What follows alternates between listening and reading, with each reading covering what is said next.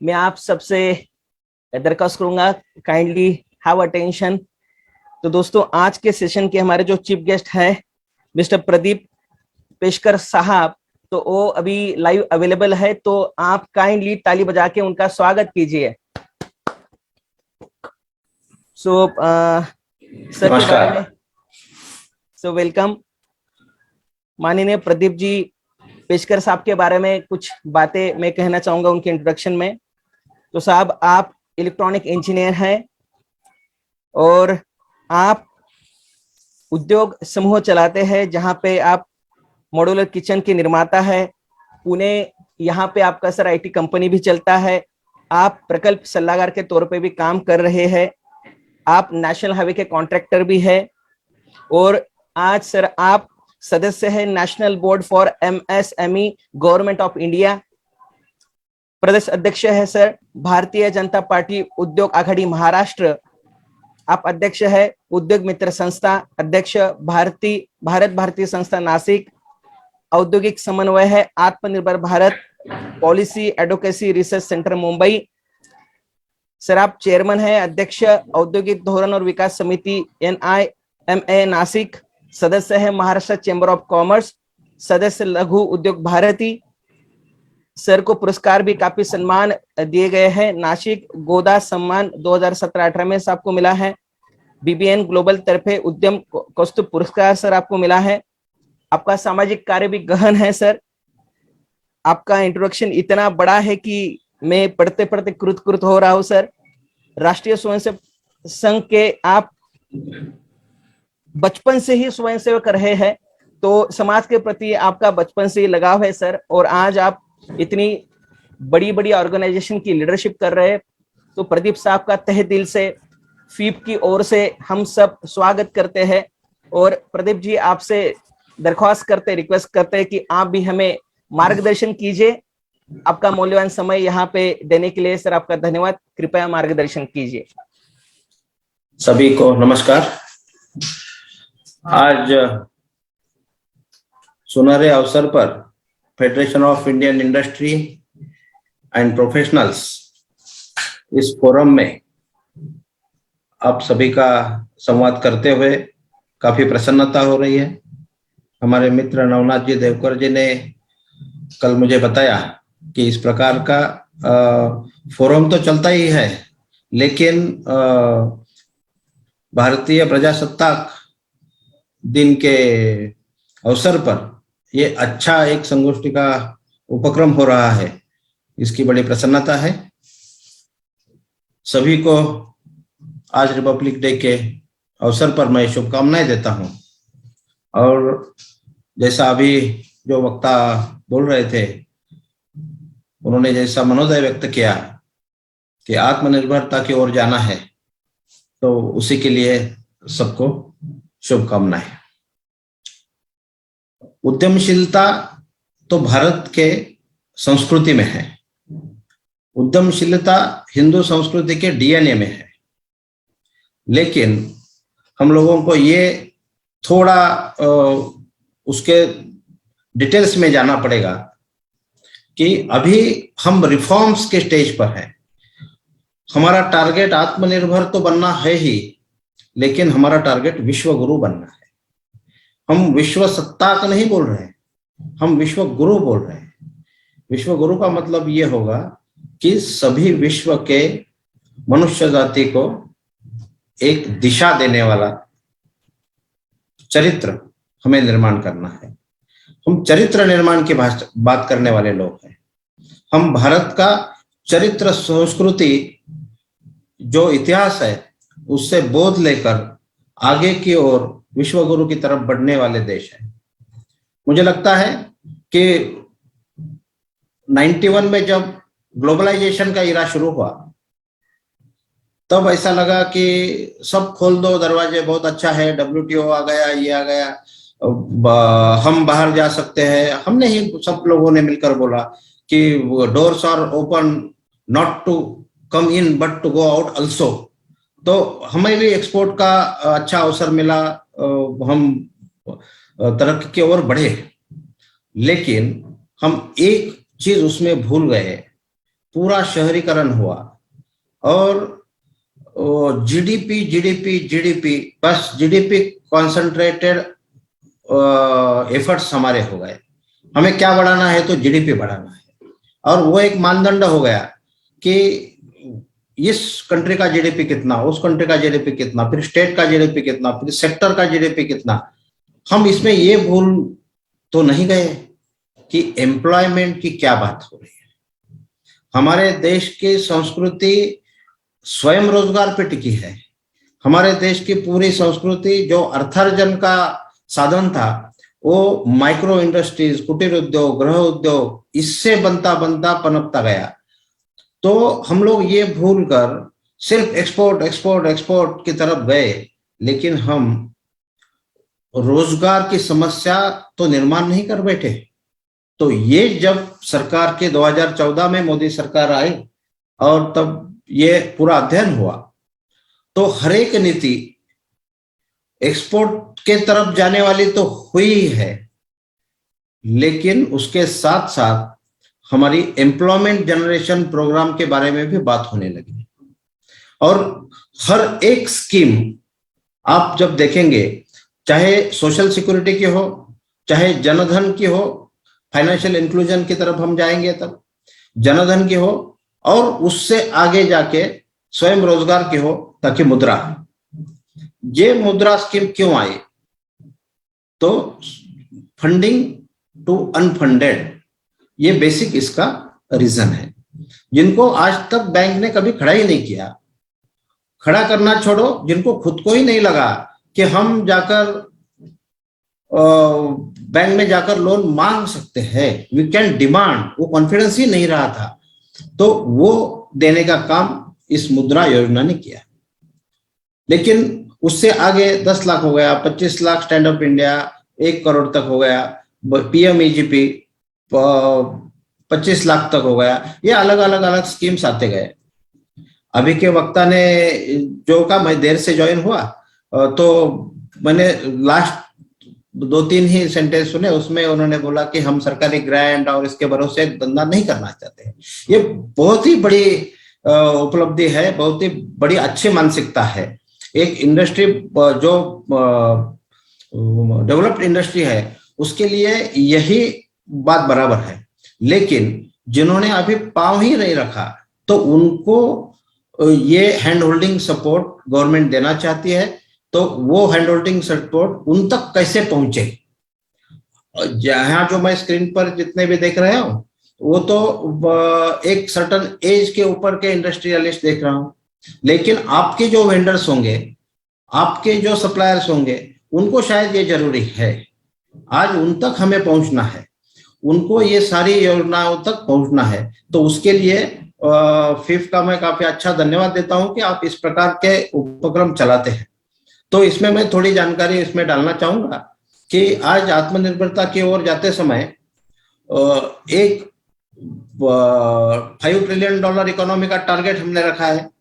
उसके साथ साथ हमने एम्प्लॉयमेंट जनरेशन का भी टारगेट रखा है। एम्प्लॉयमेंट जनरेशन के लिए हमने पहला काम मोदी सरकार ने जो किया है वो है मेक इन इंडिया का अनाउंसमेंट।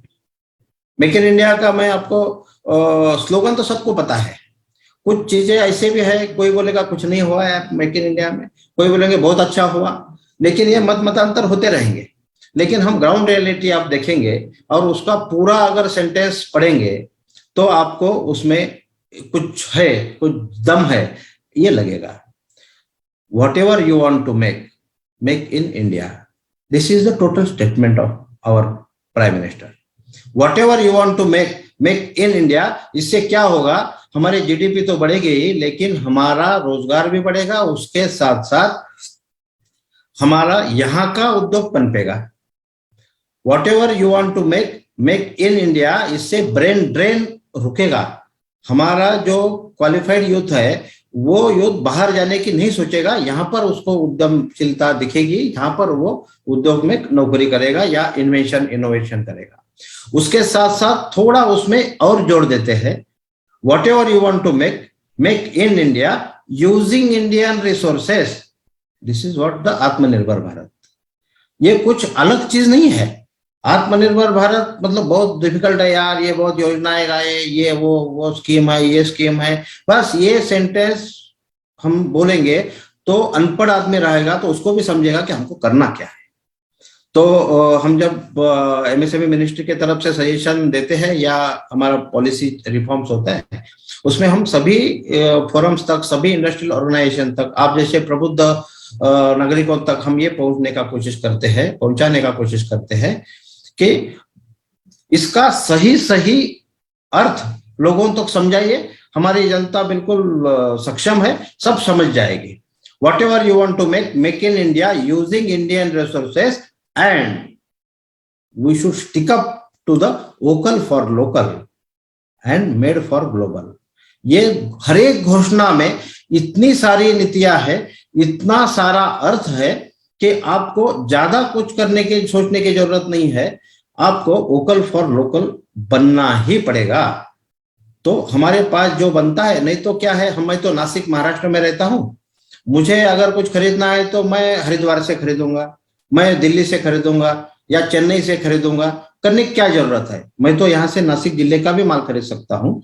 हम कुछ इसमें लोग ये बोलते हैं कि कार खरीदने का है तो विदेशी है, लैपटॉप विदेशी है, मोबाइल विदेशी। अरे भाई, हम लोग ये 4 साल में एक बार खरीदते हैं, 2 साल में एक बार खरीदते हैं, 5 साल में एक बार खरीदते हैं, उससे कुछ नहीं होगा। हम जो डेली नीड्स के कंज्यूमेबल्स है, जो डेली की चीजें है, जिसकी खपत ज्यादा है, इसके लिए सरकार ने ओडीओपी स्कीम लाई है, 1 डिस्ट्रिक्ट 1 प्रोडक्ट। सिंपल चीज है, यह है घोषणा 1 डिस्ट्रिक्ट 1 प्रोडक्ट। उसके साथ साथ जोड़कर कहा है कि vocal for local, made for global. पहले तो लोकल का रिक्वायरमेंट पूरा करो, उसके साथ एक कितना बढ़ना है तो मेड फॉर ग्लोबल, ग्लोब को सप्लाई करने तक हमारी कैपेसिटी बढ़नी चाहिए। उसके लिए फिर पीएलआई स्कीम्स दिए हैं, प्रोडक्शन लिंक्ड इंसेंटिव का स्कीम दिया है। ये इसका सबका इंटरलिंकिंग है, हर एक घोषणा का हर एक स्कीम के साथ इंटरलिंकिंग है, और हर एक घोषणा हमारे रोज के जीवन में कुछ बदलाव करने की ताकत रखती है। तो ये कुछ सिर्फ पॉलिटिकल घोषणा है, क्या सुनते बैठेंगे, क्या करेंगे, ऐसा लोग जो कहेंगे उनको छोड़ दीजिए। लेकिन हम निर्माता है, हम उद्यमशील लोग हैं, हमें इस देश के लिए कुछ नया बनाना है। तो ये बनाते बनाते हमको अगर इस लाइन में सोचना चालू करेंगे तो मुझे लगता है कि आत्मनिर्भर भारत की ओर जाने के लिए सबसे बड़ा इंजन कोई होगा तो एमएसएमई का इंजन हो सकता है। तो हमें डिफेंस का जो रिफॉर्म हुए हैं, तो डिफेंस के बारे में मैं बहुत फोरम्स में बोलता हूं, 70 साल में हमें लगा ही नहीं कि ये सब कुछ हम बना सकते हैं। जब ऑनरेबल विजय भटकर जी जो साइंटिस्ट है, उन्होंने तो परम कंप्यूटर तो माननीय राजीव गांधी जी पंतप्रधान थे तभी बना दिया था, तब भी हमको लगा नहीं कि we can be Atmanirbhar in defence also.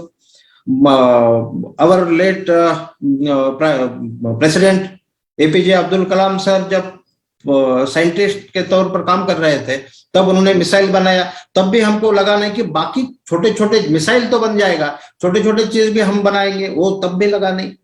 लेकिन अभी जो एमएसएमई सेक्टर को बढ़ावा देने वाली चीज है वो मोदी गवर्नमेंट ने अभी लाई है। उसमें अटल इनोवेशन मिशन के अंतर्गत काफी सारा इनोवेटर्स को प्रोत्साहन दिया है, और इनोवेटर्स के प्रोत्साहन के साथ साथ अटल इंक्यूबेशन सेंटर्स बनाए हैं, उसमें हर एक इंक्यूबेटी को आपको अलग से फंड मिलेगा। इसके साथ साथ डिफेंस में आईडेक्स नाम की एक अलग से डिपार्टमेंट खुला है, iDEX excellence in defence innovation इसका नाम है। तो डिफेंस के इनोवेशन के लिए डिफेंस स्टार्टअप चैलेंज का काम चल रहा है। अभी 5th चैलेंज अभी लास्ट महीने ही पूरा हुआ। तो आपको ये सुनकर आश्चर्य लगेगा कि हमारे देश के युवा इंजीनियर्स, युवा इनोवेटर्स काफी जोर शोर से उसमें लगे हैं, और आज के दिन में हम लोग पूरे डिफेंस प्रोडक्शन में तो आगे निकल ही रहे हैं। लेकिन पहली बार ऐसा हुआ कि डिफेंस प्रोडक्ट एक्सपोर्ट्स के लिस्ट में, एक्सपोर्टर के लिस्ट में भारत पहले 10 में आ गया है। फिर ऐसा नहीं है कि डिफेंस प्रोडक्शन हम हमारे लिए बनाएंगे, हम एक्सपोर्ट भी करना शुरू कर दिए हैं, उसके लिए अलग से डिपार्टमेंट खोला गया है। सृजन नाम का पोर्टल है, आपको जानकारी होगी ही, नहीं तो आप बिल्कुल जानकारी आपके माध्यम से दूसरे लोगों को भी इन्फॉर्म कीजिए। सृजन सृजन नाम का जो पोर्टल है वो dedicated portal for defence indigenisation. आप उस पर जाएंगे तो समझेगा कि department of army, department of navy, department of indigenisation, वो शब्द भूल गया मैं, department of indigen, directorate of indigenisation, navy, army and air force, इनको बोला गया है कि आपके हर एक क्षेत्र में जो भी आपको इंडिजनाइज करना है उसकी सूची आप पब्लिश कीजिए। उस पे इंपोर्ट का एम्बार्गो लगा है, तो बैन कर दिए हैं 350 प्रोडक्ट, पहले 108 किए थे, अभी 350 किए हैं। तो 2022 दिसंबर तक कुछ टारगेट डेट दिया है, कुछ 23 दिसंबर, कुछ 24 दिसंबर। तो ये जो टारगेट दिया है उसमें आपको इंडिजनाइज करना ही है, क्योंकि वो अभी उसके बाद में डेडलाइन के बाद में इंपोर्ट नहीं होंगे। अगर इंपोर्ट नहीं होंगे तो it is a option and opportunity for Indian MSME.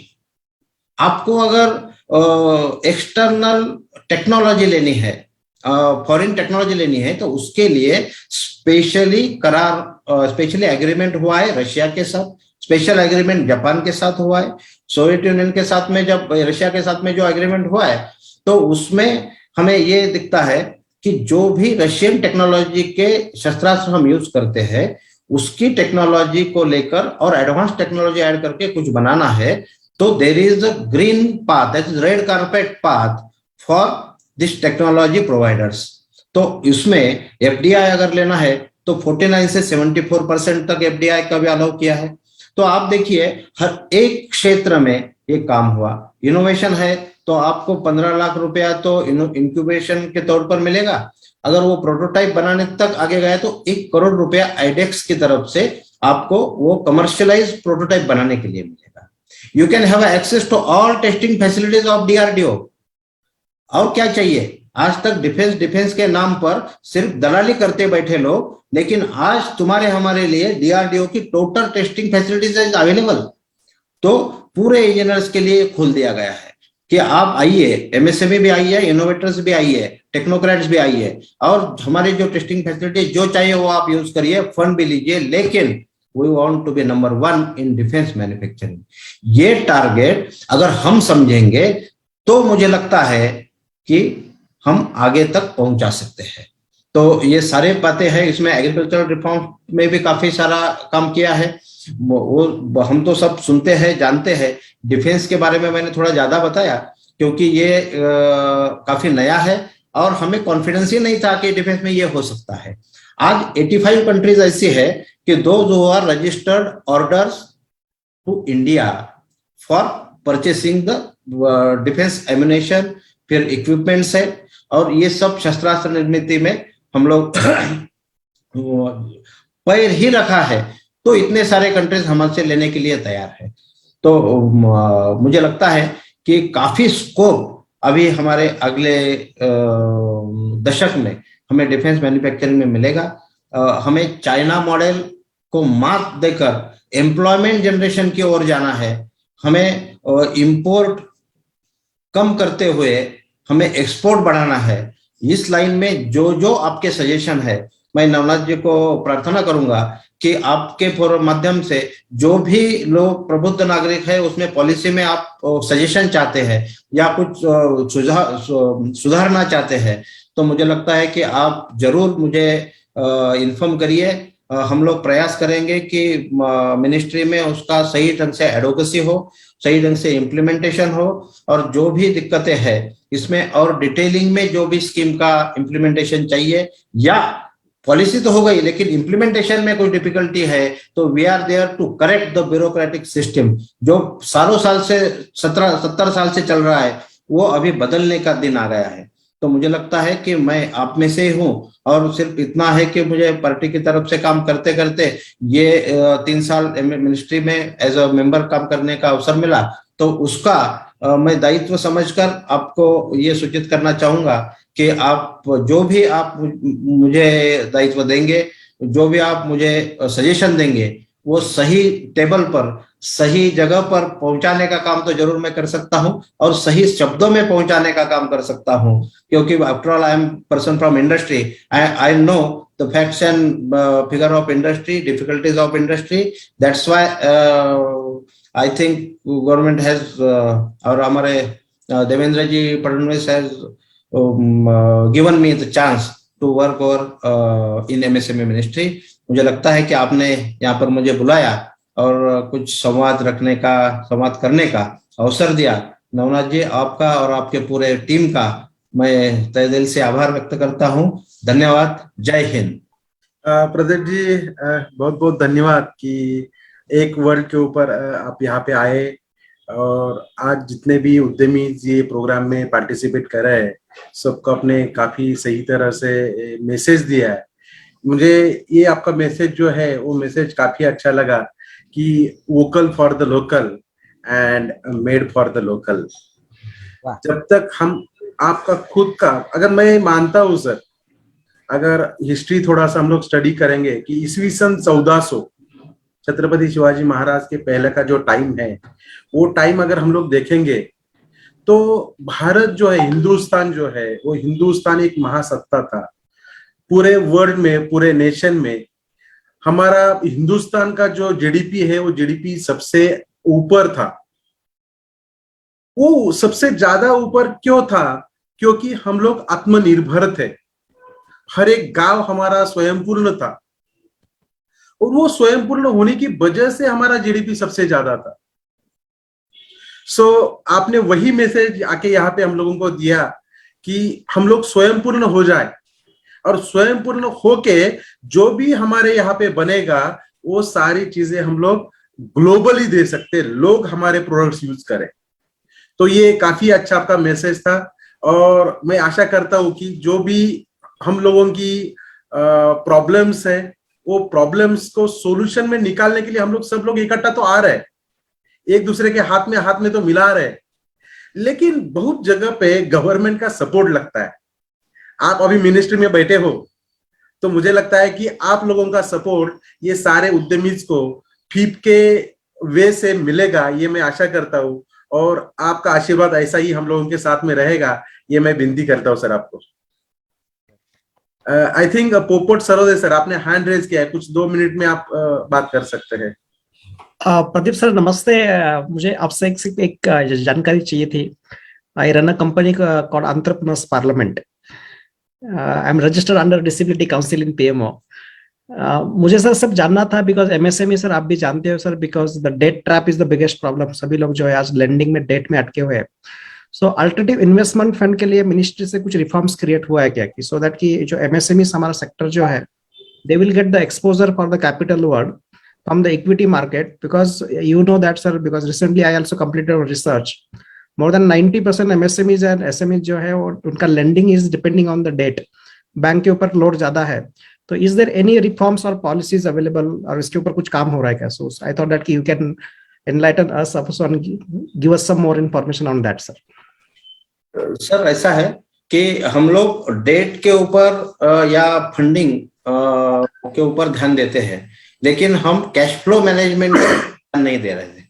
बहुत सारे एमएसएमई क्या होता है कि एक एग्जांपल मैं कहूंगा, किसी मल्टीनेशनल या बड़ी कंपनी के लिए मैं सप्लायर हूं, तो I can not change their rules and regulation. तो ऐसा कि नहीं सर 60 दिन में तो पैसा लगता ही है, 60 दिन के सिवा पैसा आता ही नहीं है, लेकिन there is act for 45 days. तो हम तो झगड़ा करने नहीं जाएंगे. हम फैसिलिटेशन काउंसिल का जो ये है मिनिस्ट्री ऑफ इंडस्ट्रीज का facilitation council for getting the money in time, वो एक्ट है, एक्ट के जगह पर है, लेकिन हम जो कंटिन्यूअस मेरा कस्टमर है उसको हम झगड़ा नहीं कर सकते. सर मेरा question sir cash flow management से ज्यादा ये था कि काफी सारे एंटरप्रेन्योर जो है they are struggling to raise the capital, वो पैसा रेज करने में स्ट्रगल कर वही नहीं ये उसके दो चीजें हैं. एक जो नया है, नए के लिए काफी सारे स्कीम्स है, और क्रेडिट गारंटी में 1 करोड़ तक था तो वो 2 करोड़ अभी कर दिया है. लेकिन मेरा खुद का मानना ये है कि banks are reluctant to give to greenfield units के लिए देना बहुत मुश्किल हो रहा है, कि उनको सिक्योरिटी चाहिए. तो थोड़ा सजेशन ये है कि अभी अभी फाइनेंस मिनिस्ट्री ने जो पार्लियामेंट्री कमेटी है फाइनेंस की, हर पार्टी के उसमें एमपीज रहते हैं, तो उन्होंने अभी सजेशंस मंगाए थे, हमने भी भेज दिए हैं। पब्लिक ओपिनियन के लिए उन्होंने डिक्लेरेशन दिया था। तो उसमें ये है ना कि बैंक सर नहीं दे रहे हैं, और बैंक नहीं दे रहे हैं तो फिर करेंगे क्या, क्यों नहीं दे रहे, ये अब जब सोचेंगे तो उसमें क्रिमिनलाइजेशन की बात हो रही है, बैंक के अधिकारी डर रहे हैं। सर बैंक का तो sir we know that surplus lending है आज की तारीख में एसएमईज में, तो बैंक के पास तो यही ना, because sir maximum SMEs are depending on bank. जो अल्टरनेटिव इन्वेस्टमेंट है, जो आज हम बॉम्बे स्टॉक एक्सचेंज में एसएमई अल्टरनेट इन्वेस्टमेंट तो बॉम्बे स्टॉक एक्सचेंज के लिए, बट पॉलिसी लेवल पे कुछ रिफॉर्म्स हो रहा है। हाँ, बीएससी स्टॉक एक्सचेंज के जो क्राइटेरिया थे, वो क्राइटेरिया थोड़े डिसॉल्व करने के लिए भी हमने बोले हैं। ओके, जो 10 करोड़ का आपका टर्नओवर चाहिए, 3 करोड़ पेड अप कैपिटल चाहिए, तो 3 करोड़ क्यों चाहिए, 1 करोड़ वाले को भी दे दो भाई, क्योंकि बन रहा है, मार्केट से पैसा आ रहा है, तो उनको दे दो। तो ये सारे सजेशन होने से स्टार्टअप का भी उन्होंने प्लेटफॉर्म अभी खोला है, बीएससी स्टार्टअप्स। तो ऑन दैट पैनल सर। अरे वाह, वेरी गुड, आप ही ज्यादा बता पाएंगे, क्योंकि हम तो मार्केट में बोलते हैं कि इनका बेनिफिट ले लो। क्या होता है, अगर हम लोग उसको यूज नहीं करेंगे तो उसमें और क्या सुधारना चाहिए ये समझेगा भी नहीं। हाँ ना सर, मैं क्यों पूछा आपको सर, बिकॉज आपको पता है हमारा इंडिया का जो पेंशन फंड है, यस, प्रोविडेंट फंड में और गवर्नमेंट में बॉन्ड में अटका हुआ है।